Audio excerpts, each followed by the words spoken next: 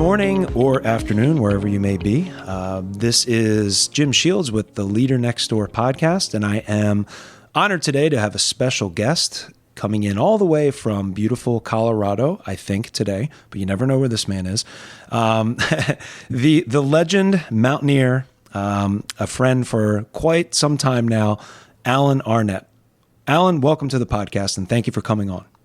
Yeah, Jim, I really appreciate being a guest on your podcast. It's an honor for me as well. So, Alan, I mean, look, I started this podcast with the idea of interviewing leaders from all walks of life, in many different facets, many different ages. And when I came up with this idea, I was really looking for something like this on Spotify or on Apple Music, somewhere that I could learn from leaders and like, how did they get to where they are now? You know, what mindset did they have in their training or their upbringing? How did it happen? And I just couldn't find anything like that. So I thought that I'd create that. And as soon as I started that idea and that process, you were someone that came to mind. Alan, I want to do a quick introduction about you and just talk about some of the things that you've done. And if I get it wrong, please correct me. But going straight from alanarnette.com and some of the things that I know, Outside Magazine, which is the biggest outdoor magazine that there is, calls Alan one of the world's most respected chroniclers of Mount Everest. I know that you are a longtime mountaineer, an Alzheimer's advocate. You summited Mount Everest in 2011. You are currently, or at least you were a few years ago, the oldest American to summit K2, which is a whole nother ballgame at age 58. And you also did that on your birthday, July 27th, 2014. Are all those things still true, Alan? Let's start there. They are all still true, and I'm actually shocked that what is this now? 8 years later, that some other old person hasn't surpassed my American record. I'm not the oldest. I'm not the oldest person. That's Carlos Soria. I believe he was 75 when he summited K2. So okay. No, I'm sorry. He was 65. Yeah, he was 65. So he beat you by 7 years, sort of. Yeah. So I still have a goal, Jim. I still have a goal to get back. Yeah, you do. Yeah, not really. Not really. So Alan, it's funny because when I think back of like, how do I even know you? It's not like we grew up together. We didn't run in the same circles. I mean, this is about a decade or so ago. I came across Alan's name when I was teaching my Intro to Mountaineering and Survival class. And I reached out to Alan, and ever since then, he has been so kind to me and has always come into, even before Zoom, there was Skype. I don't know what happened to Skype during the pandemic, but Alan used to come into my classroom all the way from Colorado via Skype and do these amazing presentations on climbing the 7 summits and climbing Mount Everest and such. I obviously want to talk about some of the challenges and some of the things that you've done, Alan. And I wanted to start off first with someone like you who is a decorated climber, who's done some amazing things and have put your body to the test so many times. What was it like for you growing up as a child? And where did maybe like some of this allure of the mountains, did it start at a young age? And what was your childhood like? That's a great place to start, Jim, because, people, maybe you'll ask me this later on, but what are my emotions when I stand on top of a summit? And the overwhelming emotion is always one of gratitude. And I think that gratitude starts with my roots, because I was born and raised in Memphis, Tennessee, and delivered in the Baptist Hospital in downtown Memphis, elevation 312 feet. And I left Memphis after getting a degree in electrical engineering to go to Dallas to begin my career. But when I go climb mountains like K2, or even an attempt on like a Broad Peak or a Shishapangma, much less than Everest or going down to Antarctica, I just shake my head and I say, my gosh, what wonderful things happened to me throughout my life that brought me to this particular moment in my life. Yeah. So I don't take anything for granted. I'm very, very grateful to my parents and my brother for being just instrumental in shaping my life at certain inflection points. Very quickly, my dad would always take us on a family vacation in the 1963 Chevrolet Impala. Yeah. By the way, no air conditioning. Oh. And usually we would go down to Florida to Destin Beach, or maybe down to see, Parrot Jungle or whatever down in Florida. But one year we went to Colorado, and we went to Estes Park, literally a 45-minute drive from where I live now. Yeah. And I remember we were at a dude ranch, and we were eating baked beans and barbecue. And I looked up and I could see Long's Peak, at 14,259 feet. And I remember letting my eye trace the skyline. And I think that's where the seed was planted. I was probably 12 or 13. I was also a very active overachiever in Boy Scouts, Eagle Scout, and every merit badge known to man, including rabbit raising merit badge. And still, I think that's extinct now, right? They still have that? I'm not sure. I'd love to. That's a good trivia. I'm going to look that up. I always loved camping and being in the outdoors, and there was something about that just touched me. So when I had the chance to move to Colorado, I jumped on it. Yeah. So, you were in Boy Scouts. Your dad used to take you on these trips, and the one time you finally went to Colorado, it sort of sticks in your head. That's pretty cool. So you didn't have, it sort of like planted the seed, you said, but it's not like you spent your teenage years or even young 20s or 20s at all really doing anything in the mountains. I know I've talked to you before. You worked for, was it HP or one of the Xerox or something?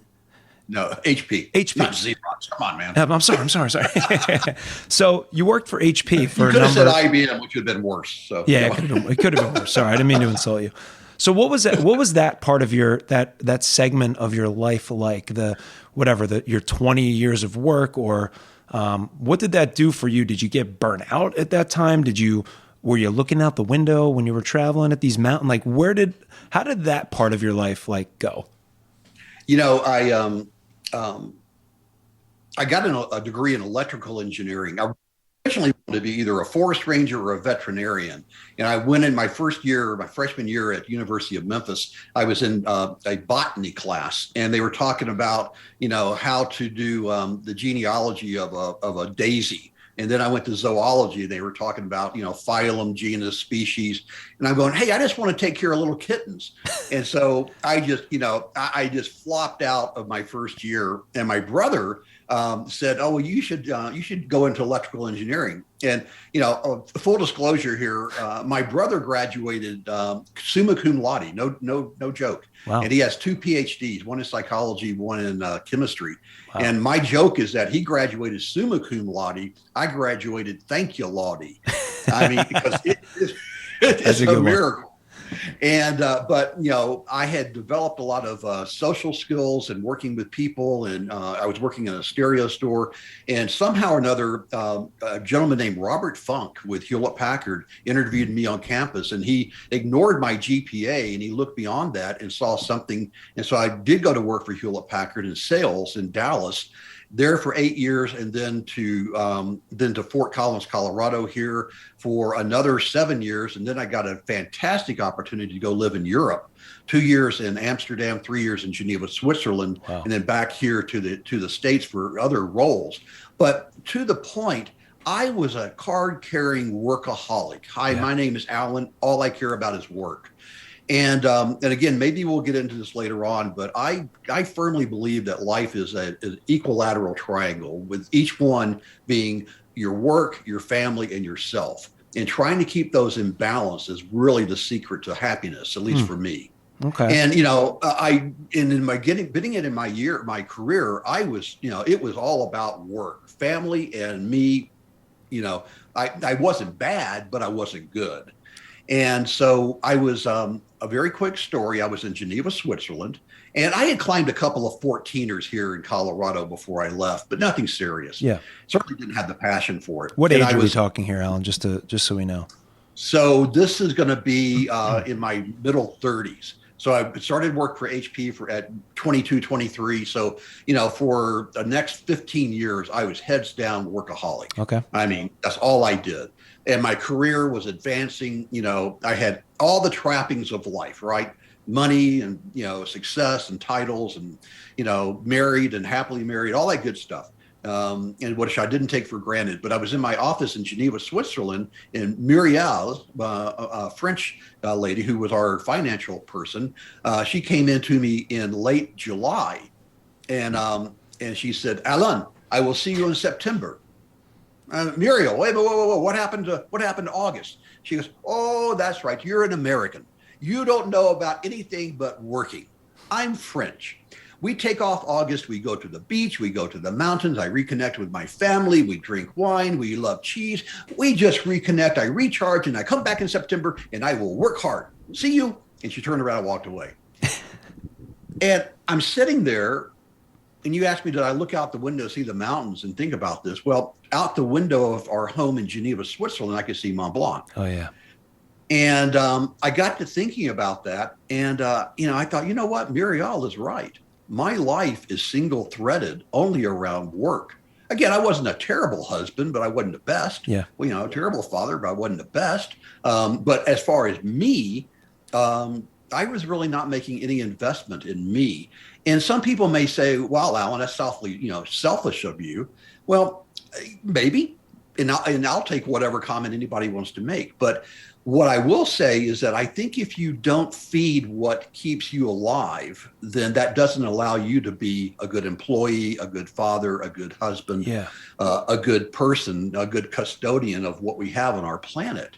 So I made a decision. I did a trek to Everest Base Camp a year later, and it changed my life. Going through Nepal and the Khumbu and seeing the Sherpas and the scale of the Himalaya mountains, the monasteries, the monks, the kids, and it just took off from there.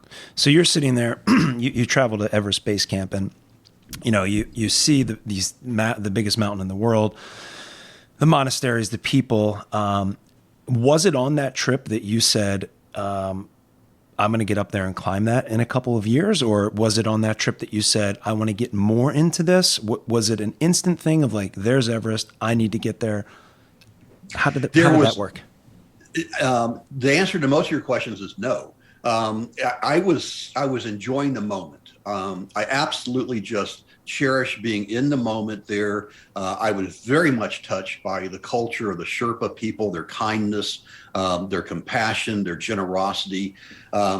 Seeing kids playing with sticks, happy as a clam. I'm not sure how you measure that, but nonetheless, and compared to, back in Switzerland or the United States, where if you didn't have your cell phone by the time you were 8, then, you were, disadvantaged. Yeah. And seeing these kids just playing with just, a jump rope and just laughing and joking and maybe a doll. And I was just like, oh my gosh, this country understands happiness. Yeah. And now that said, with all due respect to the Maoist revolution going on in Nepal, and every country has its challenges, even the country that measures the gross happiness product, Bhutan, has its problems, but I saw an overriding contentment and a connection living symbiotic with nature that really touched me. And I saw the mountains. And I came back to Switzerland and just talking about that with my wife, and I said, "Oh my gosh, it was life changing. Yeah. I will never take life for granted again." And I said, "I want to do more of this, but I don't know what." And she suggested Ama de Blanc, and I'd seen Ama de Blanc because it's ever present when you trek through the Khumbu. It's this pointy, just unbelievably beautiful mountain about 30 miles south of Everest. And I was going along, and I looked at our guide and I said, "Nobody climbs that, right?" And she goes, "Oh yeah, people climb that." And I went, "Well, okay, whatever. I'll never climb it. I don't have the skills, the time, the money. I don't have. I can do this trek just fine, but I can never do that." Yeah, Jim. 2 years later, I stood on the top of it, that's and amazing. That set in motion a series of events that continue to change my life to this day. Do you think it's something like, you basically started out as a trekker, like a hiker. You're walking through, like any person of average fitness could probably, if you have the funds, get out there and do something like that, feel that inspiration that you felt. 2 years later, you're standing on the summit, which is a whole different sort of, set of skills. And then you said, like, after, how do you pronounce that mountain again?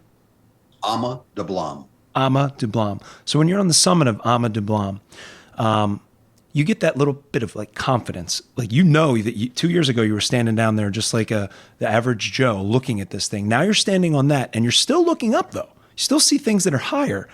Like, is there a piece, like, I don't know, I'm wondering if this happened in your work life too, where you get that bit of confidence that gives you the little push and a little more energy to do that next thing, and it keeps building and building and building. Did you find that happening? Let me answer that in two parts. So basically, I have a degree in electrical engineering, and don't even ask me a single question about circuit design or, what the graph of a high pass filter would look like, or the difference between a transistor, a capacitor, and a resistor. I'm really dating myself. These are all analog terms. I'm sure people would really want to hear about that as opposed to, that your experiences on Everest, but maybe for another show. I thought this was Electrical Engineering 101 podcast. Next week. And so, but I knew that my skills were not in the analytical side of my brain, but it was on the relationship and the emotional side. Yeah. So my goal joining Hewlett Packard was to get into senior management as soon as possible, because I felt that's where I could make the most impact. And so my career really progressed along those lines very, very quickly. And so, I always had this goal, and I was a general manager for a lot of different disparate organizations, digital cameras, something called managed print services, where we bought people's laser jets back and replaced it with a per page fee, running the customer support organization in Europe with, thousands of employees and hundreds of millions of dollars in profit and loss. So really, but somebody once asked me, says, Alan, you're really not an expert in anything, are you? Because you keep gunning into these organizations like startups within the company. So you're really not an expert in electronics like digital cameras, with the image pipeline, or, customer support and understanding call center technologies. And I said, you know what? I'm dangerous in all of that. But what I'm good at fostering an environment where the employees can achieve their maximum human potential. That became my life mission statement, that I wanted to create environments where people could, regardless of what our remit was, it was to be able to get satisfaction and go home feeling like they made a difference, feeling they were part of an appreciated team, that they had an opportunity to grow as an individual, as an employee, whatever it may be. So that was my senior purpose. Then when you take that and apply that philosophy to climbing, my goal was never to go climb Mount Everest or K2. Jim, I never had a master plan for climbing, with the exception of the 7 summits in 1 year. Right. And that was for a very specific reason around Alzheimer's. So I just went on a climb, be it Ama de Blam or Choi Oyu or Broad Peak, and I would come home and I would evaluate how I felt on that. And we can talk about this later on, but I have 5 criteria which drive me to go into whether I'm going to go climb again or not. And so would come home and I would, talk to my family and friends, and I always had a senior purpose. And for a long time, I was never able to articulate it. And really, it happened maybe 10 or 15 years ago that I realized that the reason that I love mountaineering and climbing and suffering is that I come home a better version of myself. Yeah. That by going through those trials, by suffering on those mountains, regardless if I summit or not, that's almost irrelevant. My goal was to have a positive experience, and to whatever was thrown at me was to be able to manage how I reacted to whatever that controversy or that suffering was. That I would grow to be able to react in a way that was positive, supportive of my teammates, supportive of our mission, but also giving me the opportunity to be introspective and to grow and to come home to be a better version of myself and hopefully be able to contribute to the world in a more positive manner. And I think, Alan, there's a few things I want to say in regards to that. The first thing is, you said it so beautifully, you really did. And this idea that it's not always just about being the expert in this little electrical area or this thing. You had this skill that is not only is it overlooked in life, I don't even think, like, being a high school teacher, being a high school teacher, I don't even think it's rarely talked about, this idea of leadership and fostering a group of people to make them feel a special way and to make them feel valued. I wanted to ask you, I didn't want to cut you off because that story was awesome that you just said. How do you do that though? And drawing from your experience working, even before you got into mountaineering, like, what advice would you give to a young person maybe just getting done school and wants to become that? How do you become that? What are some of the things that you did to make people feel good and feel like they want to get this job done and work for that team and accomplish goals? How do you do it?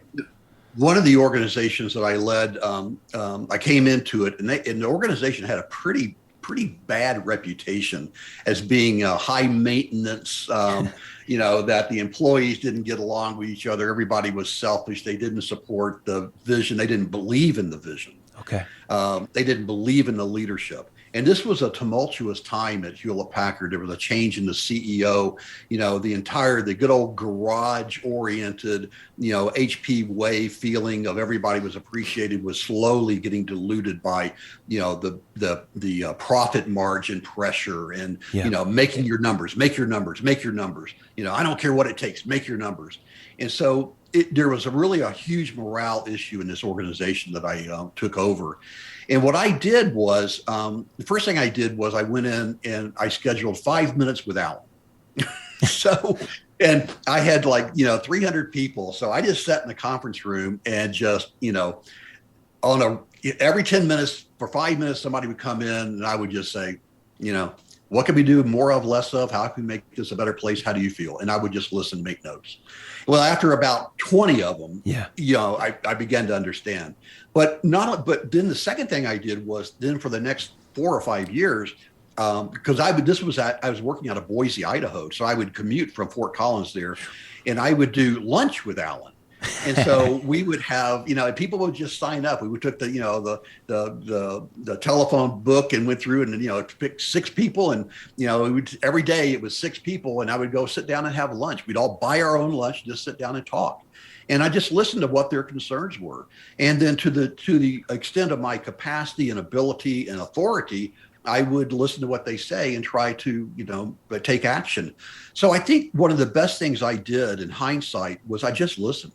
I didn't try to go in to say I'm the expert in, this particular field of managed print services, which is an arcane idea to start with, but I said, what we are, this is what, I made it very clear what our objectives were, what our metrics were, how we were going to be measured, and then pass that through the management chain to say, please make sure that every single one of the team has their role understood in a clear and unambiguous way, their role, their responsibility, their decision-making capacity, and try to empower them as much as possible.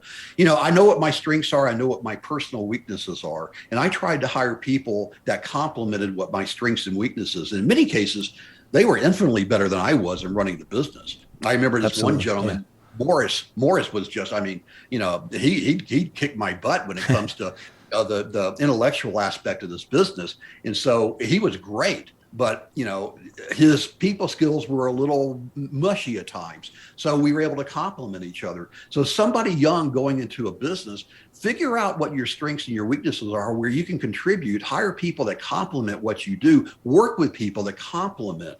Don't compete. Don't be afraid that somebody is smarter than you or knows more than you or is more effective in this area than you. Celebrate that difference, build on that difference so that you have collective synergy that allows the organization to accomplish what its mission is. Wow. And the way you said that, it's no surprise that whatever group you were in charge of was so successful. I mean, just the idea of listening to people and working with young people now, I know that young people struggle with their listening skills oftentimes because there's so many distractions these days, whether it's the cell phone. I mean, I'll be honest with you, half of the kids that come into, maybe a quarter of kids that come into class, and this is probably in college too, they have headphones in their ears, Bluetooth headphones. So it's like, you can't really be a good listener if you can't even hear. So, I mean, I really do like the way that I feel like there's so much value in what you said, 5 minutes with Alan or lunch with Alan, those types of things where you sit down and you're not judging, you're listening, which means you care, and you're spending that time. I just feel like that builds so much trust and will get people in your organization, whatever it is, to feel like, man, this guy or this girl, whatever it is, listens to me and actually cares what I'm thinking about. I don't think enough could be said about that, and I'm so glad that you put it that way. It's amazing, and this could be applied to, like you said, mountaineering, working for HP, working as a teacher. It just doesn't matter. The other thing you said in that when you were talking is that it's not, and I definitely relate to this, and I bet you a lot of people out there would too. Any mountain that I've climbed, I don't remember really enjoying the climbs. I hate, it's hard, it's stressful, sometimes scary, and I'm nowhere near the level you are, but I know what I've done. But there's something about the drive home, and you start to reflect about what you did and what's the next thing, what's next. And it's like, wait a minute, why am I thinking like that? Because I just tortured myself for anywhere from a day to a month or whatever it was.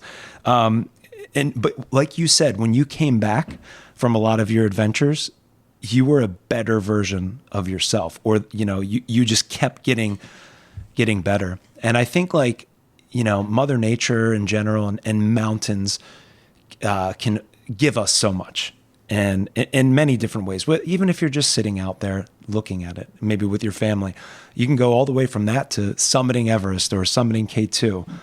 I just think there's so much energy that the natural world and mountains can bring to us. And I'm sure you felt some of that too. I always, when people ask about trekking to Everest Base Camp and stuff, I always say, full stop, go do it. It will change your life for the better if you are open to it, if you let it. And I think that's the filter that a lot of young people have today, that, they're sitting there listening to who knows what they're listening to instead of listening to, you as an instructor, that there's this, in mountaineering, I call it the sin of arrogance, that we see that growing and growing now, especially right now. I think that this is way off topic to some extent, but I think we're in an age, an inflection point in mountaineering where, how people used to climb is totally different. Today, people are using supplemental oxygen at higher flow rates, at lower levels. Their support is 2 Sherpas to every 1 person on these big 8,000 meter mountains. And so just the entire style has changed. And then people summit and they come home and they just pour over social media with all these selfies, never mentioning the Sherpa that was with them, or the team that they were with, or the people that cooked their food. And there's this sin of arrogance, which I think is diluting the reward that comes from the suffering. And it is a suffer fest. I love this quote. It's a quote from a play by Thornton Wilder that says, the definition of an adventure is when you're on it, you pray to God to get you home alive. And when you're home, you pray to God to go back and do it again. That's it. That's the adventure. And, and I think people that fly in, run up as quick as they can, come back down, fly home, declare victory, and tell the story about how they did it, without acknowledging I call it the constellation of experts that help you do whatever it is that you're doing. And by the way, that constellation of expert applies to anything.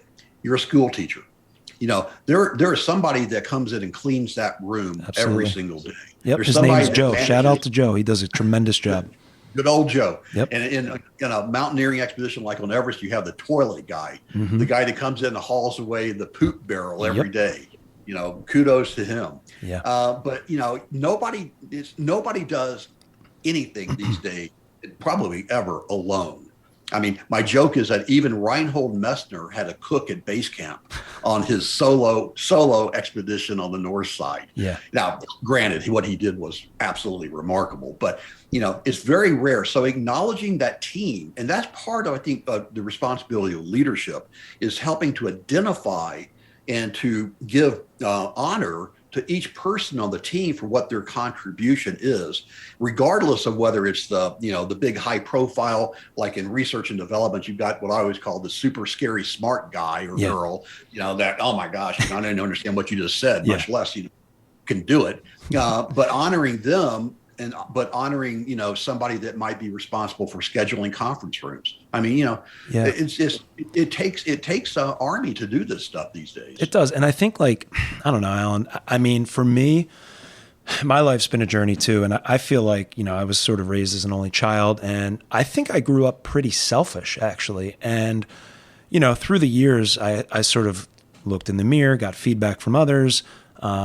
It's taken me a while and I honestly, I've been that person before where I kind of patted myself on the back and, oh, look what I did. And I think over the past decade or so, I've changed. And what you said is so brilliant, just giving honor to those that make it possible for us, and really showing that respect and to the team that made it possible. Very, very few things in life, including climbing, are done just on your own. And I think that's a great sort of demonstration or example of leadership that you said that.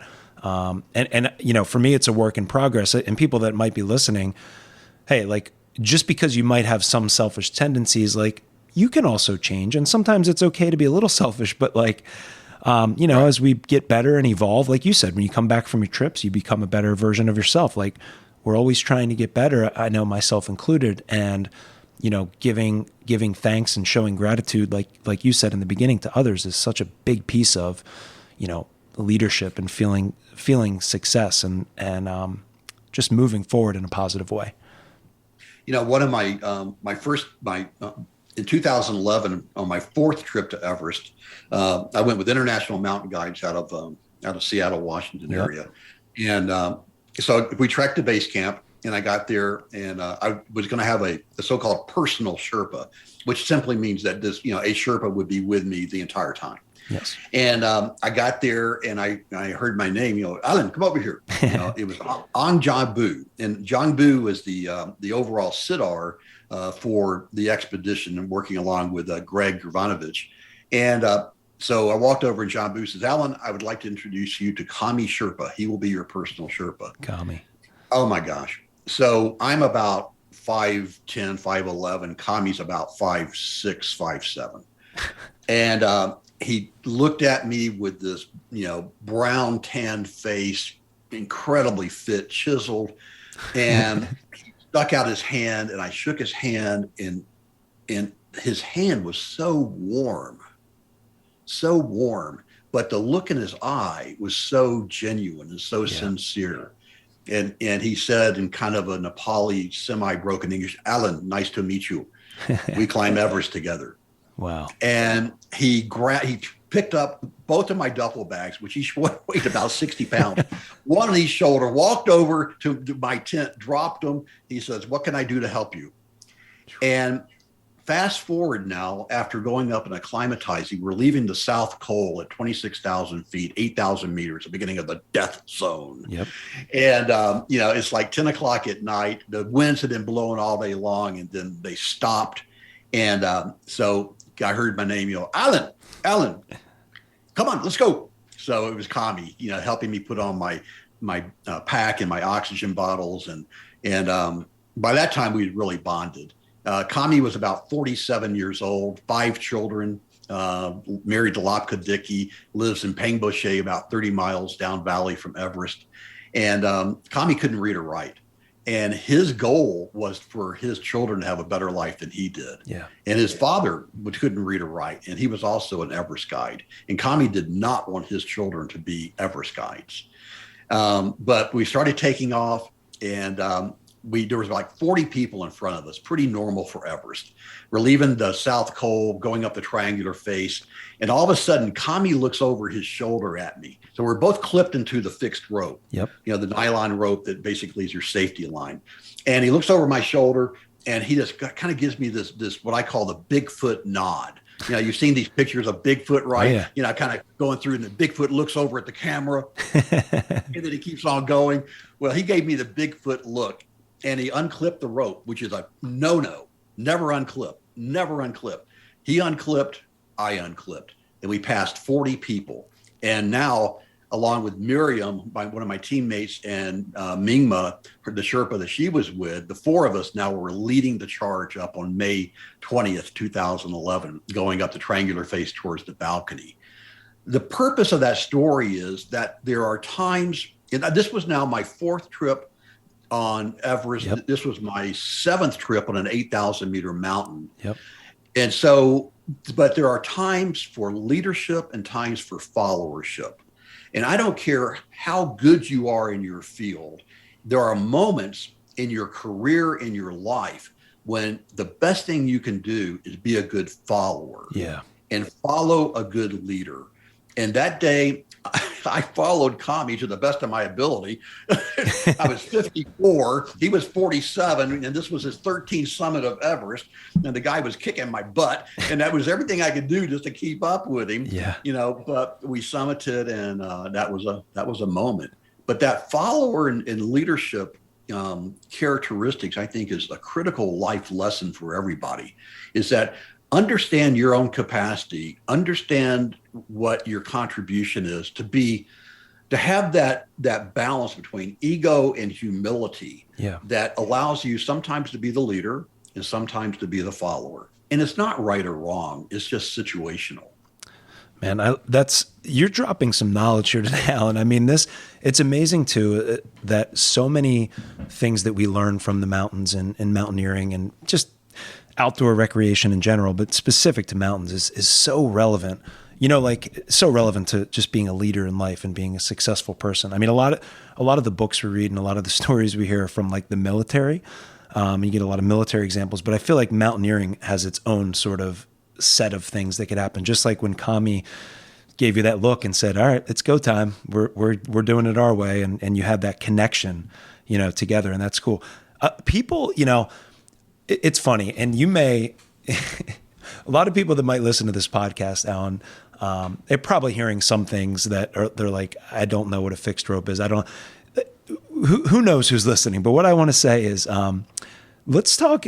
I know that Kami has meant so much to you because we've talked a lot, and this Sherpa has just we could go on and on for that, and we'll talk about that maybe in a little bit. But what is a Sherpa in general? Because I think people have kind of an idea, but what is this idea of the Sherpa people? And are they, you hear stories of maybe they're superhuman because they live at high altitude. And in general, who are the Sherpa people in relation to Everest and that area?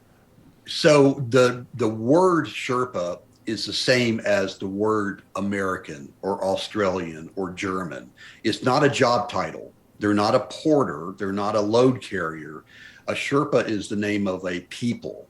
And so the Sherpa people originated in Tibet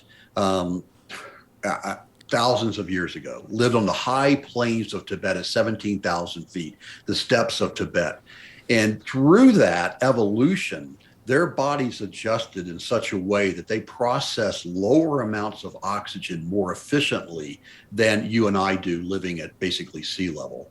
So as a result, when they go to 25,000 feet, their machine, their body is more efficient than what ours would be. Yeah. So they're still human. They still get altitude sickness and, other sicknesses and all of that, but they're able to operate faster than what we are. And, and Kami demonstrated it to me multiple times.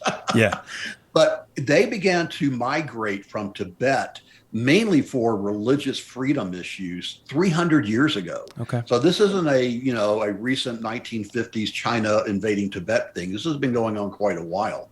And they found refuge in northern India, which is where the Dalai Lama lives today, and also in it would be eastern Nepal. Mm-hmm. And many of them settled in the valley called the Khumbu, Khumbu, the Khumbu, which leads up to Mount Everest, but also in other valleys in eastern Nepal.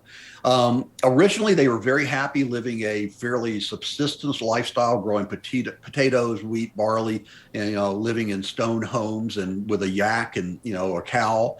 And so it was a very simple lifestyle. But then, as Westerners came to Nepal and to southern Tibet to go climb mountains, they recognized the strength and the uniqueness of these people. And they also, the Sherpa people, saw the opportunity to make a lot of money. So fast forward now to 2022, a Sherpa can make between $5,000 and $9,000 in 2 months. Wow. In a country, in Nepal, where the per capita income is $900 a year. Wow. So thousands a month versus hundreds a year. But the downside of that, the flip side of that is it's a dangerous job. Yeah. It is a dangerous job. I mean, you see on many expeditions, it seems like whether it's IMG or I don't know how many outfitters are even allowed to guide Everest and some of the big peaks these days, but do most all of them hire porters and load carriers that are Sherpas? Well, so two different things. The people that you see with the huge, rack on their back, it looks like it weighs 300 pounds, which it very well could. Yeah. Typically, those are other ethnicities that live throughout Nepal and India. For example, Rai, R-A-I, is one of the ethnicities. The Sherpa people, it's actually it used to be pretty much exclusively their job, but now there are other ethnicities that are coming in that are working on the mountain itself. So it's not a pure answer anymore. Yeah. But the real story is that they're all just amazing human specimens of strength and perseverance. Yeah. So amazing people. So for those, a lot of people out there haven't been listening to you for a long time before this, or know your story or know much about mountaineering at all. But, you tried to summit Everest. Was it 3 times? And then the 4th time is when you made it in 2011? Yeah. Thanks for pointing that out. Listen, probably no one listening's ever, well, maybe on your end, if you share this, I'm sure there's a couple people that have tried it, but not on my end. I just want to paint a picture. Okay. So you get out there, first of all, what is it? Basically, whether you summit or not, it's about a 2-month commitment? Yeah. Close to that in general. So you get out there, you fly into Kathmandu, you make your way through the mountains, however you do that, whether it's foot, horseback, helicopter, I don't know. You get to Everest Base Camp and you roll in there, for the first time in maybe a couple days, you throw your backpack off. You're working with a team that's probably helping getting tents set up. You're looking at the mountain if you can see it. And what are your thoughts the first time you were there to make, eventually make the climb? What was going through your head like when you first got to base camp that first day? You can't see on the Nepal side, you cannot see Everest from base camp. On the Tibet side, it is just in your face. Okay. And so you really can't see it there. But on the Nepal side, which is a side I climbed on 4 times, and then Lhotse another 2 times. So I've been through this process 6 times. Yeah. You get there and it's surreal because your tent is pitched on a moving glacier. Yeah. And in fact, that's got environmental issues that are being addressed currently. But at night when you sleep, you hear the cracking of the ice moving. And then you hear a giant avalanche coming off the Lola Pass or the Chola Pass. And, you wonder if that avalanche is going to come in and take out base camp. The only time it ever has was when the earthquake in 2015. But normally base camp is set up in a pretty safe place. Yeah. But it's at the foot of the Khumbu Icefall, which is this 2,000-foot glacier, which drops over an edge and drops at about a 30-degree angle for 2,000 feet from 19.5 to 17.5. That thing is moving on average 3 feet a day, a meter a day. But it's not this smooth river. It's this jerking. And when there's enough friction and the momentum comes together, it just jerks. And those big old seracs fall over. And they explode like dropping an ice cube on a tile floor. And you're just, and if somebody's around, and I have been within 5 seconds of getting smashed by one of those. And it's, it is Mother Nature saying, be careful what you ask for, kid. Yeah. So you're there in this environment at base camp. It's also this little United Nations. There's 25, 30, 35 teams. Literally, this year, I think there was 78 countries represented at Everest Base Camp, something in that neighborhood.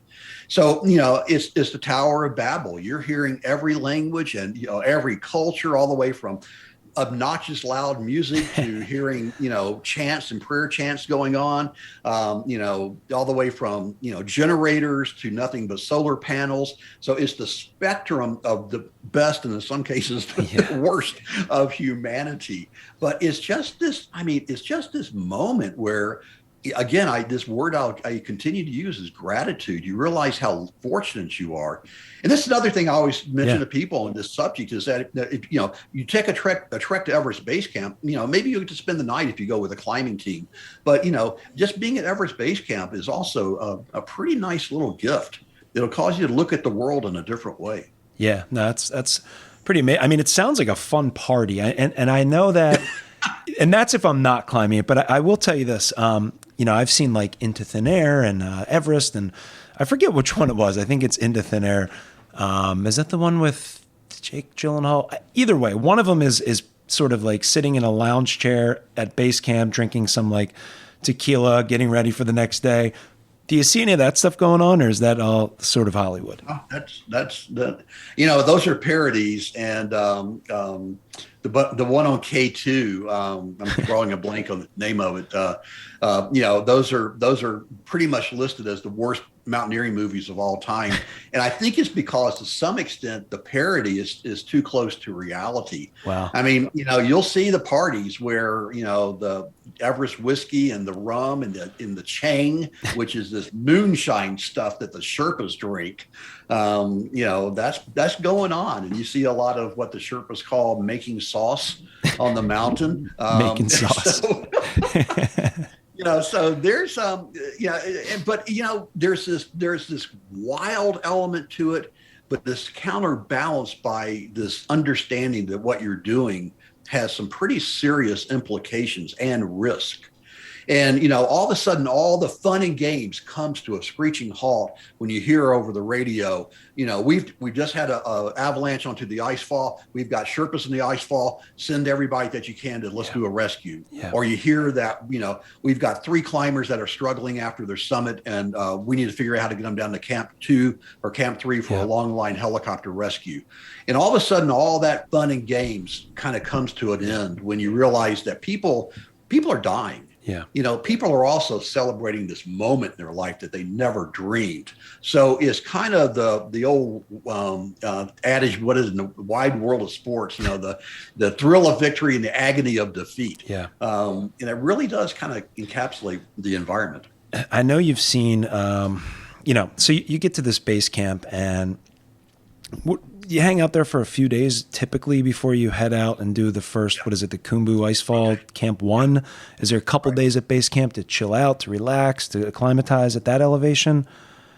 What elevation is that, 19 or something? It's a 30-mile walk that takes about 7 days to go from Lukla, where you fly in at 9,000 feet, to about 17,500. Okay. And so you take that long time to let your body acclimatize. And you're right, you get there and you spend, anywhere from 2 to 5 days. Yeah.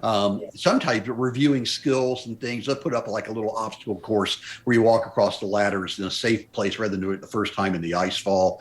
Yeah. But then you rest up and then you go up for your first rotation. And what's fun? I really only learned this, not recently, but I just thought, you climbed Mount Everest. It was a hard climb. It was a long day out or something, or maybe you hiked up and set up a tent and then you went up again. But there's this whole process of acclimatization that in general, you kind of go up a little bit. Maybe you stow your stuff there. You come back down and sleep. You could probably tell us that in 60 seconds or less, the whole process of, basically from base camp to the summit. How many days does it take total if you're successful? And what does that look like quickly, just for people that have no clue?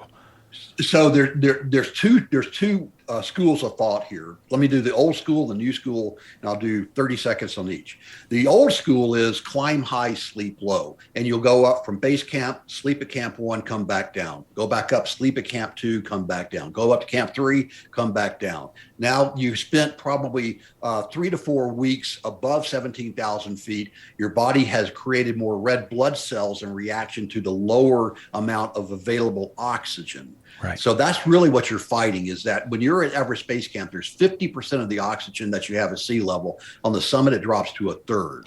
So you go up and down the mountain to force your body to create those red blood cells, and that's called acclimatization. That's the old school. And typically you arrive at base camp around tax day, April 15th. And if you're lucky, you summit around June 21st. So there's about a six week period of doing that whole process and waiting for the weather window. That's when the winds are under 30 miles an hour. The new school is that you use these so-called altitude tents, and you sleep in basically a plastic bag. I don't recommend this for marital relations, but nonetheless, you sleep in this plastic dome over your head and your bed attached to a generator, which simulates a lower air pressure, thus lower oxygen amounts. And that then causes your body to have that same similar reaction of creating those red blood cells. You do this for about 6 weeks before you even leave home. And that takes your body up to around 17,000 feet, maybe even higher in some cases. And that allows people now to go and take only one acclimatization rotation, not 3 or 4 or 5. Wow. One. And now last year, Lucas Frutenbach, he had a team that did it in 16 days, home to home. Wow. 2 years ago, Roxanne Vogel did it on the north side in 2 weeks, home to home.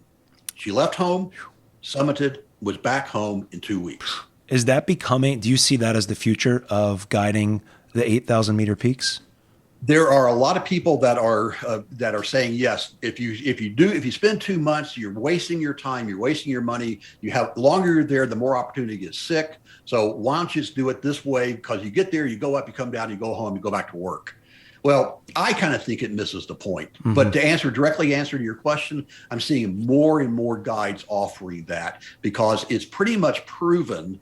But it's also, you're also running those expeditions run at a higher oxygen flow rate. They've got extra Western guides to be with you in case something goes wrong.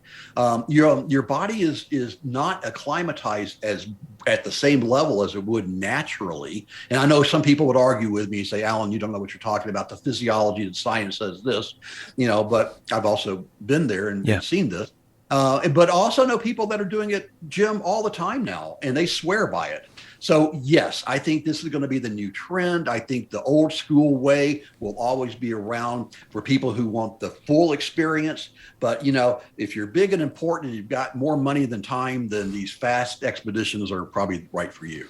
Interesting. And I know I'm a little sarcastic with that. No, I get you. I appreciate the sort of update on what's going on. I mean, you are the representative for the U.S., I feel, for all information, Everest and mountaineering, and that's awesome. There's so many questions I have for you. I know you don't have all day, and I do appreciate this time that you're taking with me. I want to, when I go out and do some expeditions, whether it's on a mountain, usually on a mountain, oftentimes there's something that, I can't do without. And sometimes I don't have it. And I'm talking about food. Sometimes it's I wish I just had a beer. Sometimes I'll even throw in a Diet Coke in my backpack because I just like those. I used to anyway. And it's that little, whether it's a bar of chocolate or whatever, is there anything that you found on your expeditions that you better bring this in case things get real bad, so you have it, whether it's a Twix bar or I don't know. Is there anything like that for you? When we came off the summit of K2, Garrett Madison, Kami Rita, who is the Sherpa who has 26 summits of Everest, he was on our team, just a sweetheart of a man. That's different than the Kami from Pengboche. This is Kami Rita. Okay. And he had brought up a liter of Coke. Now, this is fully leaded Coke, not Diet Coke. And so there were 6 of us, and we were at high camp and passing it around. And Garrett got a video of me, and I'm drinking this Coke. And I thanked everybody. And I got a little flack for that. People said, oh, so Coke sponsored you, huh? Or how could you drink that devil water, you know? And let me tell you what, I have never had a beverage that tasted so good. Because, you know, you're just depleted of and that everything. sugar, and I don't know what's in a Coke, you know, but, you know, the secret formula, the sugar in it, just, I had never tasted anything so good. Yeah. But also I love Mars bars and Three Musketeers. And, you know, my measure is if I'm doing okay on an expedition is if I wake up like at 3 o'clock in the morning hungry, that means I'm doing okay. And I grab a Mars bar and I'll eat it. Yeah. I know you've said in the past, like you've lost tremendous amounts of weight. Could you give us an average, or what's the most amount of weight you've lost on an expedition? Yeah, I've lost 30 pounds before, going in around 170, 175 and been at the 150, 145. Now that's pretty temporary. You gain it back pretty quickly. And most of that ends up being water weight. Yeah. But it also is muscle. And here's the part that just pisses me off to no end is that you go in, you know, you're the sculpted body. You know, maybe you still have a little belly fat. Yeah. Well, you come home and your biceps are gone. Yeah. But your belly is still there. So it's not fair. So your body consumes all of the muscle, you know, and it leaves the fat. So I guess that's you know, Darwin at its best, that we need the fat to keep our body alive. I guess that's true. My general rule of thumb, though, Jim, is if you lose 10% of your body weight, you probably don't have enough strength to summit. Wow. And most of the weight that I've lost has been during the summit push. Okay. Yeah, like the last day or two or whatever. Yeah. Okay, so how the heck does all that food get up there? And how many calories do you consume in the 6 weeks that you might be on Everest? Yeah, I mean, you can consume 1,000 calories an hour when you're doing active climbing, 10,000 a day. That, you know, I often call that the, you know, Jenny Craig Everest diet. So, you know, doesn't matter. But the so the food gets up there, taken in primarily on the back of yaks or on porters.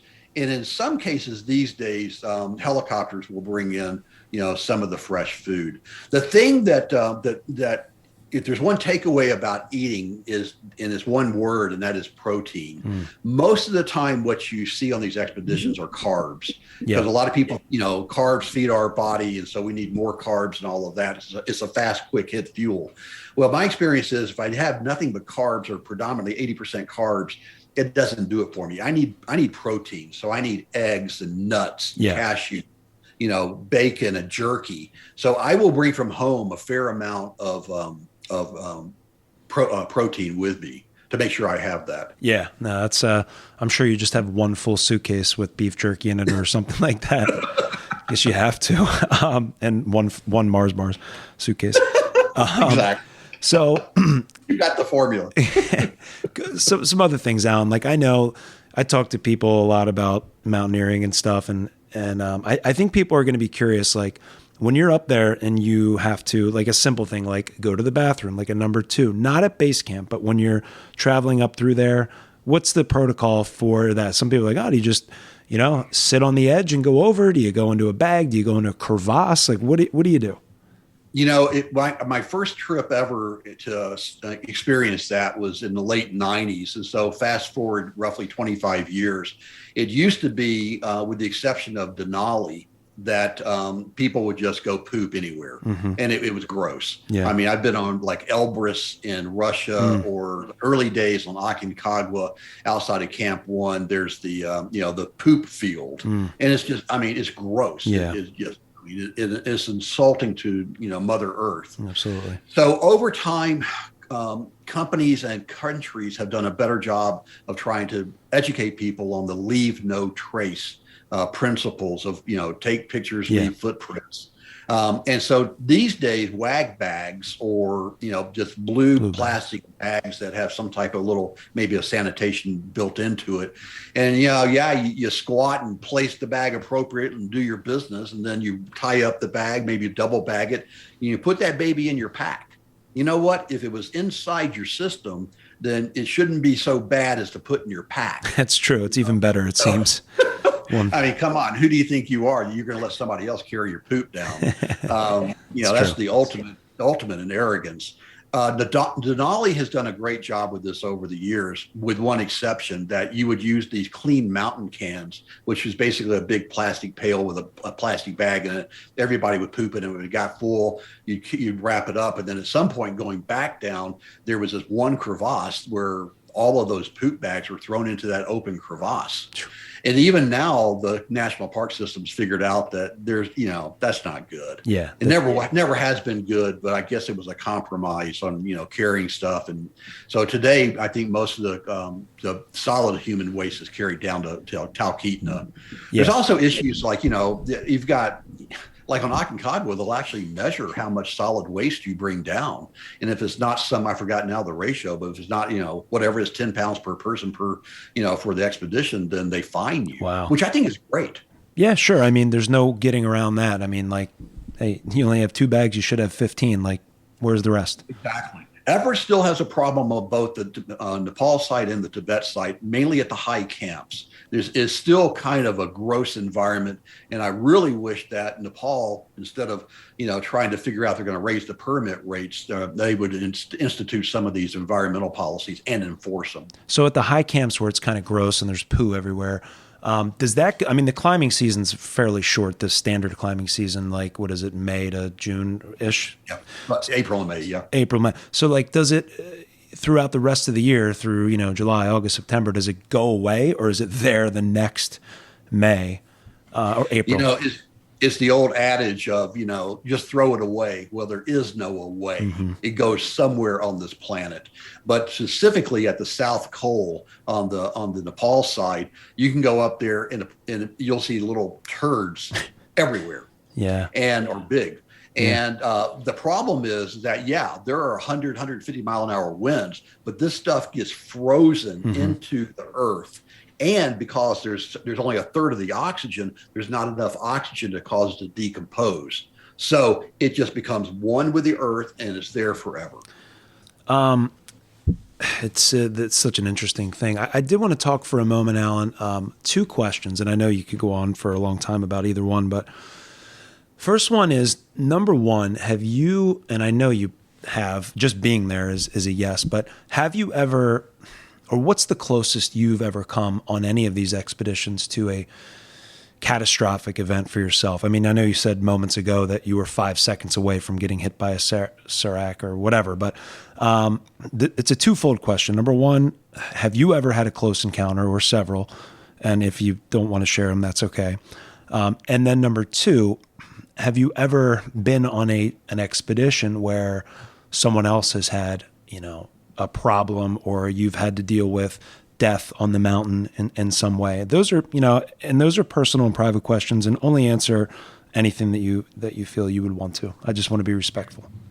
Yeah, no, I appreciate that very much, Jim. The answer to every one of your questions is yes. And each one I could talk for 20 minutes on. Yeah. But just kind of give you a headline on each one of them. That on the first trip I made on an 8,000 meter mountain was Choyo-U. And we had one of our teammates who died, Alex Yagi. He and his teammate had summited the day before, came back down to the high camp. And when we arrived at the high camp, Alex was dead in a sleeping bag. And we found the oxygen mask pushed off to the side of his face, full water bottle, full snacks right next to him. So like many of these deaths, it's very difficult to figure it out. Yeah. But we wrapped him in a sleeping bag and respectfully took him to the edge of a large crevasse and did a burial ceremony for him there, because that was his wish. So that was, obviously that was very emotional, very meaningful. Causes you really to think about why you're doing what you're doing, and what are the risks and the implications for your family and things like that. Yeah. I personally have also experienced a couple of those moments. I fell into a crevasse in 2002 on Everest. Thankfully, at that time, we didn't have fixed ropes, but I was roped to Haraldur from Iceland in front of me and Rob from Chicago behind me. Yep. I went to a snow bridge, and they pulled my sorry butt out. But I was dangling in that crevasse, looked down, proverbial bottomless pit, couldn't see a thing down there, dark. And if I had not been roped up and my teammates had not had the skills to self-arrest, Yeah. and they got pulled as I went down, Yep. and they fell and self-arrested Yep. and saved me. Crampons and axe, right? Just right down. Grandpa Make that and human Axe, anchor. classic, Yep. self-arrest position. So, for especially young listeners that think that this stuff is just theoretical and will never happen. Yeah. You want to bet your life on that? Yeah. And then the third, and this is a much longer story, and I'll just give you the bottom line, is that I developed high altitude pulmonary edema, HAPE, on K2, an hour out of the high camp. And I didn't know it at the time. And as I've said, that I can't explain it or defend it, but, I had two choices in my mind as I slowed down and came to a stop. And I literally felt the life force leave my body. And there was a moment there where I was not here and I was not there. Wow. And all I know is that I was reflecting on almost nothing, and I felt a surge of energy come into me. And I will accept whatever anybody wants to say as as possibility, that it was my mom's spirit, it was God, it was Muhammad, it was Buddha. And I won't argue or any of those, because any of those could be true. What I've chosen to believe over time is that I was able to tap into a universal love that exists on this planet. And I was able to tap into it through the people that care about me the most. And it was a moment where I took a breath, and then a big surge of another breath, and took a step, another step, and pretty soon I was moving again. But the odd thing, Jim, and again, I can't explain or defend this, is in my mind at that moment, I only had two choices: to sit down in the snow and die, or to try to go to the summit. Turning around and going lower, which is exactly what you're supposed to do, was not it. That thought never entered my head. And this was my 11th 8,000 meter mountain climb, not summit, but climb on an 8,000 meter mountain. Okay. I knew what to do. I had all the skills, I had all the knowledge, experience, I had all the judgment, but that's what I chose to do in that moment. So I think, those coming home after experiencing falling in a crevasse or burying a teammate, had another teammate that died on Everest, that we had summited Mount Vinson down in Antarctica together, and just seeing the fragility of life, and just the what you get back from these experiences. Again, I think it's helped me be better than I would have been if I hadn't have done it. I think,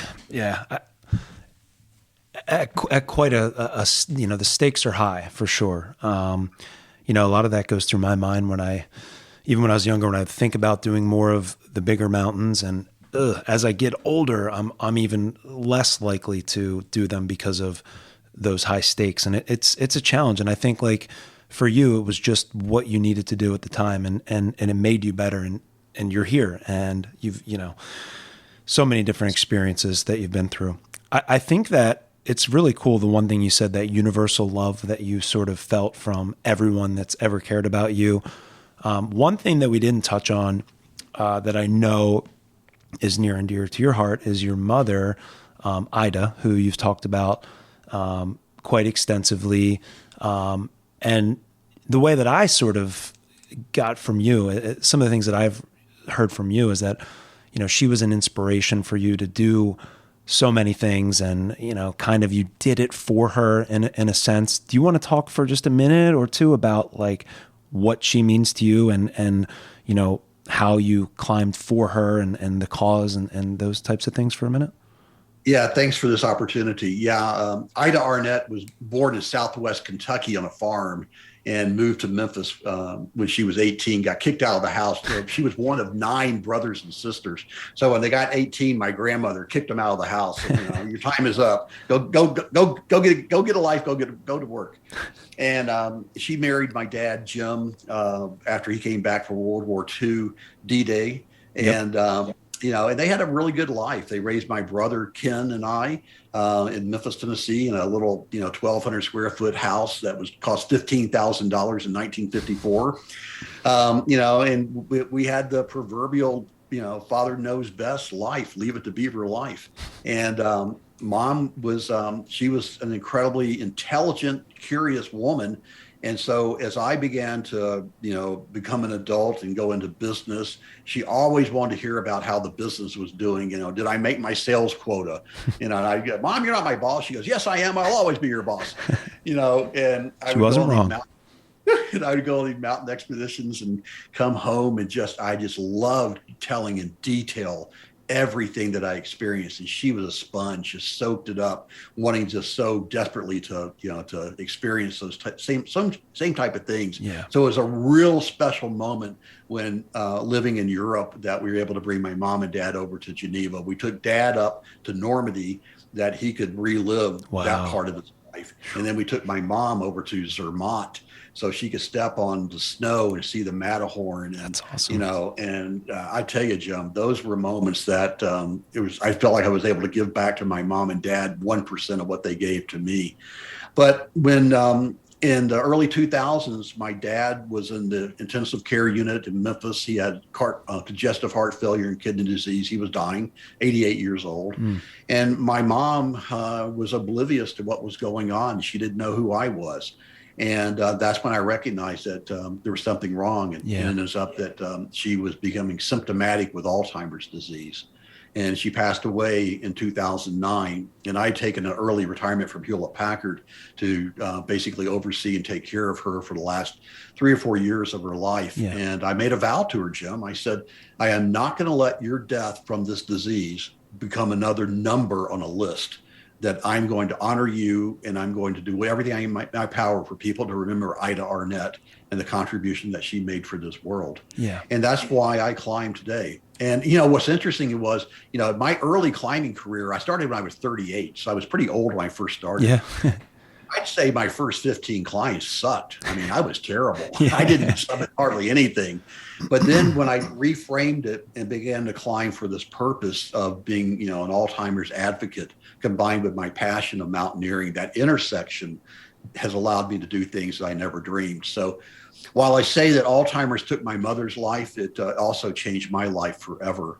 And just like I said earlier, that, we don't choose what happens to us in life, but we do choose how we respond.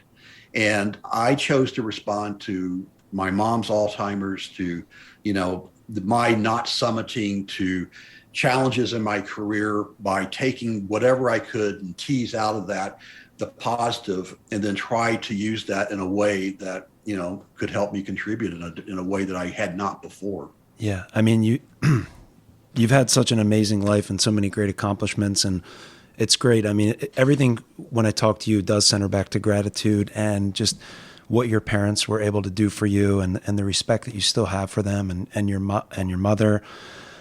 What if you want to talk for a minute about Alzheimer's, like where's the research now, and where, I know you used to know a lot about it. I don't know if you're still staying up on it. Could you give anyone who's listening sort of an update and maybe any way that they could help the cause and the research, or anything at all? Yeah. Again, thanks for this opportunity. The Alzheimer's is a disease, just like cancer or diabetes. The hallmark sign of Alzheimer's is forgetfulness. And often people think that it comes with old age, that if you're 66 years old, like I'm going to be at the end of this month, that, you don't expect me to remember everything. If you're 80, you don't remember hardly anything. If you're 90, you're a vegetable. It's not true. Not true. That Alzheimer's is a disease of the brain, where the brain basically begins to shrink, and there are these complicated proteins called amyloid beta plaques and tau plaques that form in your brain that break the neurons that create the memory. And the first thing that goes as you have Alzheimer's is the short-term memory. So, and it's not that you don't remember what you had for breakfast, it's that the brain never created the neurons about that memory. So your brain stops making memories. But then also over time, it destroys the other memories. What's interesting is the last part of the brain that Alzheimer's destroys is music, the part in the brain where it stores music. I could always reach my mom with music, church music or whatever. And other people, we all talk about this. And one of the things that people can do is to find a nonprofit which gives, the old Sony Walkmans or an iPod and to a memory facility so that people can listen to their favorite music. But Alzheimer's is the only disease that is one of the primary one that is 100% fatal. If you get it, you will die. You can't reverse it. You can't stop it. And it's also very difficult to predict. There are some gene tests that can be done that are fairly predictive, and also now some blood tests. But the other thing that we've learned in the last handful of years is that Alzheimer's begins to develop in your brain 20 to 30 years before you become symptomatic. Wow. My mom started showing symptoms around 70. That means she had it in her 40s and 50s. Wow. But you don't show any symptoms. The research that's going on right now, it is done more to tell us what we can't do than it has what we can do. But that also is very powerful. Another one of my sayings about mountaineering is that, the failure to summit is not a failure. The only failure is if you don't learn. And my 3 times on Everest, I learned a lot that allowed me to summit on my 4th time. All these clinical trials that are going on in medicine, be they for cancer, diabetes, or for Alzheimer's, every single time you hear of a clinical trial that fails, I don't think of it as a failure. I think of it as a learning, and that advances research. I remain confident today, in 2022, at age 65, almost 66, that we will find a way to address this disease in my lifetime. Giving a lot of us hope. I know I have a personal connection to the disease as well, with my mother's mom, who also passed away, and I was a big part of that. So I always looked up to you and sort of you being an advocate for this disease. And I believe do you still have a link on your website, alanarnette.com, where people can, do you want to mention that real quick? I have a big button on there that says donate, and there's 3 or 4 different companies, nonprofits that you can make a donation to. The one that I advocate the most for is called the Cure Alzheimer's Fund. Also the Alzheimer's Association. The Cure Alzheimer's Fund, all of their overhead is underwritten by other people, so 100% of your donation goes to research. And they've done some remarkable things, like creating the ability to simulate Alzheimer's in a petri dish in a lab, so you don't have to do human trials to try out drugs. The Alzheimer's Association does a phenomenal lobbying to increase the funding through the government, the National Institutes of Health. Back in the early 2000s, it was $400 million a year. Now it's $2.8 billion a year, which is about the level that we need to get at to have a breakthrough. Also, the Alzheimer's Association is the largest funder of private research. So it's going to be a joint venture, a public partnership that I think is going to find a cure. But these companies all play different roles. And I always say that any amount anybody makes that's meaningful to them, that's meaningful to me, meaningful to the researchers, and meaningful to the families and the caregivers out there. Absolutely. Thank you for sharing that, Alan. I know that, stepping and just back, I know you're short on time. I know we only have an hour scheduled here. If we have to end this, just give me 2 winks and I'll just, I'll end it. But I just have a couple more questions. If you have a few minutes, I'd love to ask you. Always for you, Jim. I appreciate it. You've always been so kind to me. And I'm like, I tell people that this guy comes into my class through Skype and whatever, and he's climbed Everest and he's climbed all the 7 summits and K2. And like, how do you know this guy? I'm like, it's a long story, but I'm just grateful to be, friends with you and to have this relationship. It's awesome. I wanted to talk about a couple things. Number one, I believe you've been on the news before several times whenever it seems like there's a tragedy or something on a major mountain around the world happens, like you seem to be like the liaison between almost the U.S. and the tragedy on the news. Is that true, or is that just me thinking that? Have you been on CNN and some of those news sources? I kind of You name any network with 3 letters in their name, I've been on it. That's the awesome. TLAs, the 3-letter acronyms, and I joke with them. I say, you never call me when somebody had a lifelong dream of summiting Everest. You only call me when people die. Yeah. And and that's kind of a callous joke. And they say, well, it's not news until somebody dies. That's I'm saying, unfortunate. well, in journalism, there's a saying, if it bleeds, it leads. Yeah. And that's probably true. Yeah. So people, they call me up because A, I've got the experience. B, I've been writing about it, as you noted earlier so kindly, with people like Outside and Rock and Ice and National Geographic. Absolutely. My own blog, with 3 million followers on it. And I think what I do, and I'm often asked the same question on that, what advice would I give to a aspiring journalist? And I always say the same thing, and that is to be authentic. Is that, when I first started writing my blog back in the early 2000s, late 90s, if I went and tried to climb a mountain and I ended up getting diarrhea and pooping all over myself and, or throwing up or giving up, I wrote about that. Yeah. And I just said, I got there and this happened. And I didn't try to spin it. I didn't try to hide it. I was just very authentic.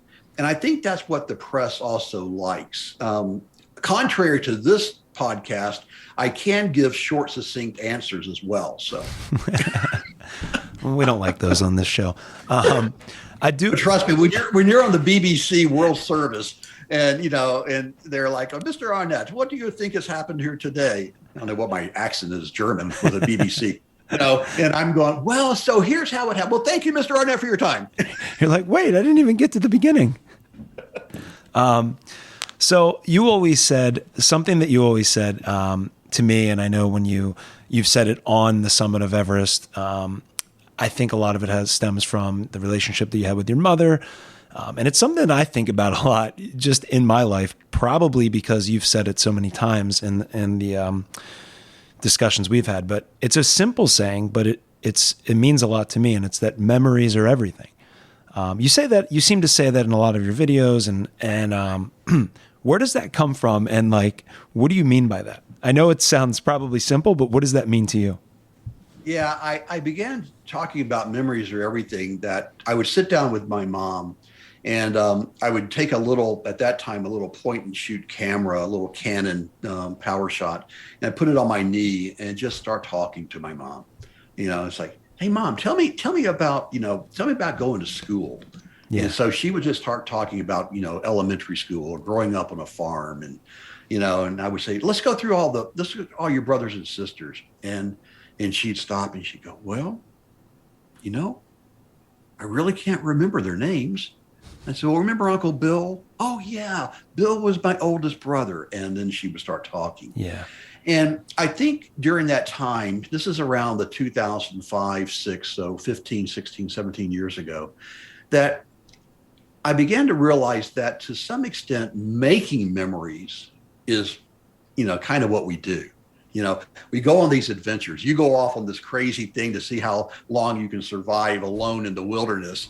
Yeah. You make these memories, and all of a sudden, again, the culmination of our life's memories become who we are. Yeah, it's so true.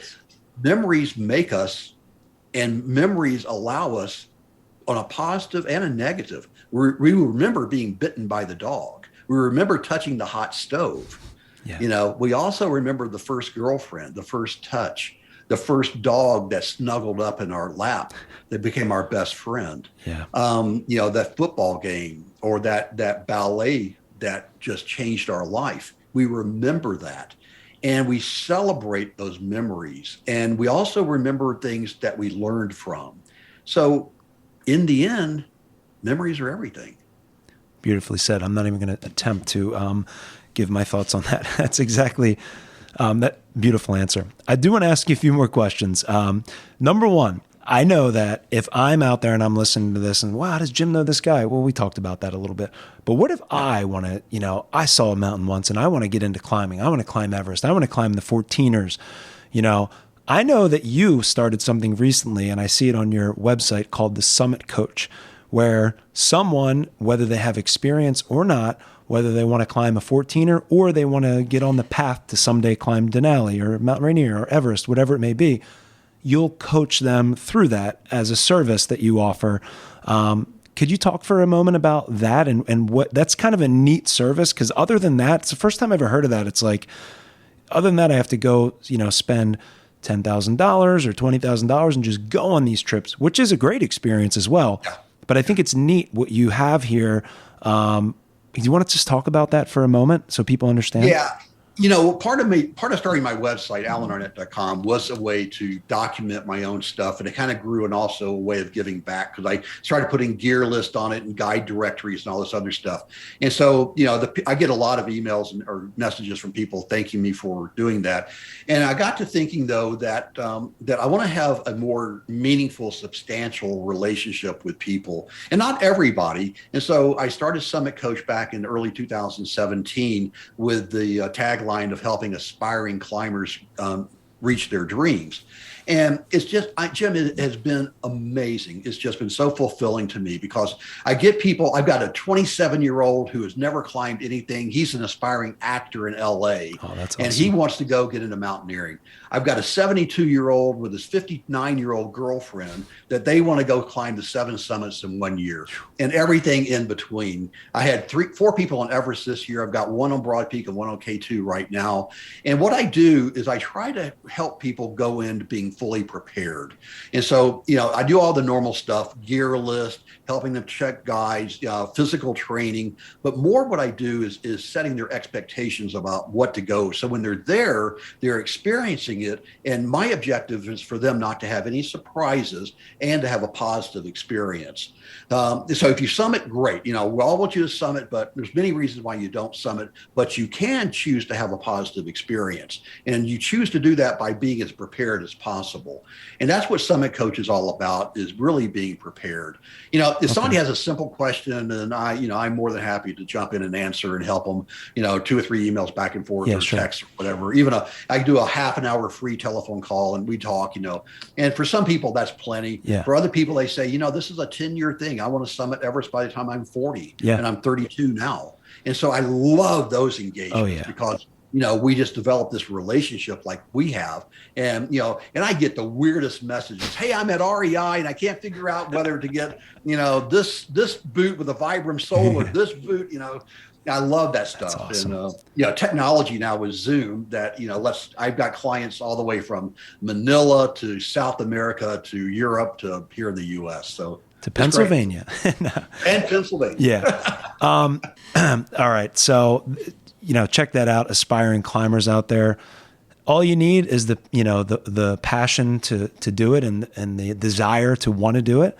And I feel like most people can do that. I have a few rapid fire sort of questions for you, Alan, to sort of round this awesome discussion up. Are you ready for it? Go. Okay. What are you most proud of in your life? Using my climb to try to make a difference in the world. If you could only drink 1 beer for the rest of your life, what would that be? I'm not a big beer drinker, but I guess I have to go with my hometown roots and do Fat Tire. Oh, that's a good one. Wow.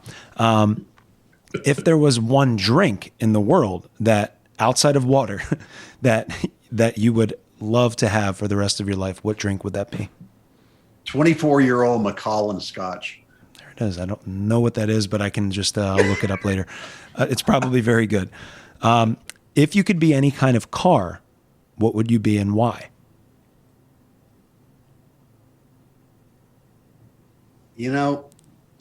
People ask me how I can afford this stuff, and it's a fairly long answer. But one of the points is that if you look at my garage, I've got a 2001 Jeep Wrangler. Ooh. There is not one thing electronic on that Jeep. It's got 110,000 miles, runs like a top. I roll the windows down. I take the top off in the summer. I've taken it up unbelievable roads here in Colorado. So I guess I have to be a Jeep Wrangler. Okay. Favorite peak in Colorado to climb? Oh my gosh. That's between Capitol Peak, which is just a phenomenal 14er back in the middle of, you got to backpack in typically. Some people do it in a day, but they're overachievers. And it's got this knife edge ridge that you've got to go across. And it's got everything. And then of course, Long's Peak, which is again, 45 minutes away from here. I've been on Long's probably 200 or 300 times, literally. I've summited it 45 times by different routes, and it's got a little bit of everything. And I've done it in every month of the year. Longs and I have a special relationship. Yeah, you do. I mean, we won't get into it now, but I believe, is that the mountain where you got tossed to the side with some wind a few years back, and that put your climbing plans? That was across the valley on Twin Sisters. Twin Sisters. Okay. All right. But either way, you got blown off your feet and had a pretty severe injury, I believe. It was a tough day. Do you have any artificial joints? Artificial joints, knees, hips, elbows? I do not, but I'm very proud of a titanium rod in my tibia from breaking my leg on Twin Sisters. I call him Captain Rod. We have a really tight relationship. I've had 9 operations on my dislocated left shoulder. I've had an operation medial meniscus in my left knee, ACL in my right knee. I lost at age 18. Gallbladder. Yeah. So yeah, I love doctors. As do I. Who is one celebrity out there that you look up to and that you see as maybe not a mentor, but someone that you enjoy, someone that you like? Yeah, maybe this is topical because a couple of names come to mind. Tony Robbins, I think, is a pretty interesting human being. I think he's an acquired taste to some extent, but a lot of what he says, if you kind of cut through some of the theatrics, is really powerful stuff. It is about positive living your life. The other one, this is really weird. I don't think I ever would say this before going to see Top Gun Maverick, but I just saw it the other day. It was good. But for all the weirdness of Tom Cruise, from a personal weirdness to other things, I got to admire somebody that has the drive and the creativity and the discipline. He was under a lot of pressure to release Top Gun Maverick in the beginning of the pandemic, and he told somebody, he said, "No, I make." He wanted to do it on streaming, and they wanted him to do it on streaming, and he said, "No, I make motion pictures for the big screen." And he stuck with it. And, it's just now topped $1 billion in revenue. But more than that, I thought it was a really good movie. It was a great movie. Highly skilled, highly produced, really contribution, and maybe one of the best, action movies we've seen, since the first Thor. Yeah. I took my 3 boys to see that a couple of days ago.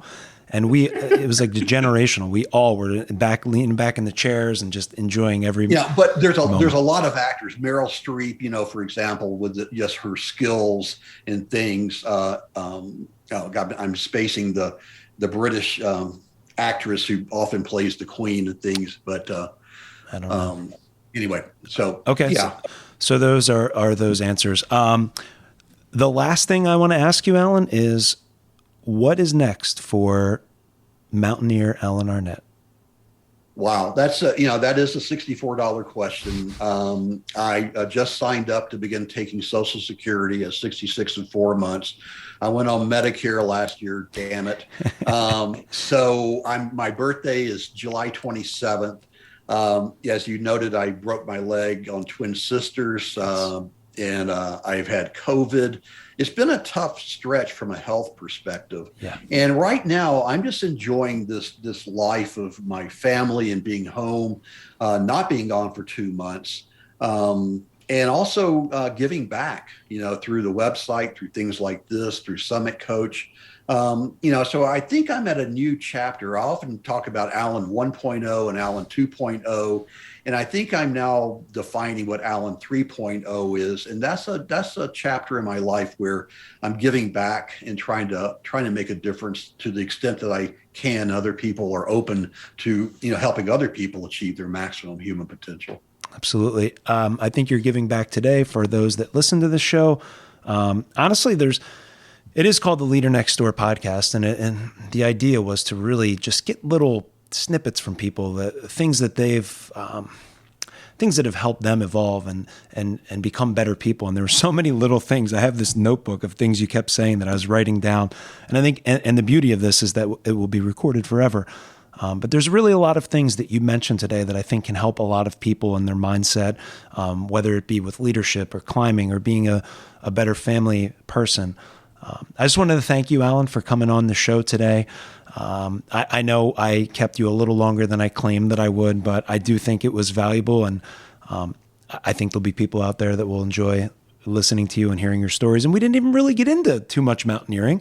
But what I wanted to talk about is like, the man behind the oxygen mask and, the Alan Arnette and how you became who you are. And I think we got a really great perspective of that today and sort of saw the kind of awesome man that you are and great leader that you've been for such a long time. So, Alan, thank you so much for coming on and agreeing to do the show. I hope to maybe talk to you again in the future. Two quick things, Jim. Please. Absolutely. Thank you. My experiences are my experiences, and I offer them with humility for people to take out of it whatever they want. I'm not saying do it like I do or do like I say. I'm just saying these are my experiences, and I hope you get something out of it that helps you. Also, I want to thank you as an educator and what you've done in education in Pennsylvania and, contributing to, I've seen your students. Yeah. I've seen how they interact with you. I've seen how they interact with me on your behalf. And you are nothing but a positive role model in their life. And you have shaped young people's lives that will come back when 10, 20, 30 years from now will say, thank you so much, Mr. Shields, for everything that you've done. Oh. So thank you, Mr. Shields. Mr. Arnette, thank you so much. You gave me chills when you said that, and I know it's authentic, and I really appreciate that. Have a great day. Go out there. Maybe you can find that scotch somewhere in the hillsides. Go out and enjoy Alan Arnette 3.0 and check him out on alanarnette.com. Thank you for listening to The Leader Next Door, and we'll see you next time.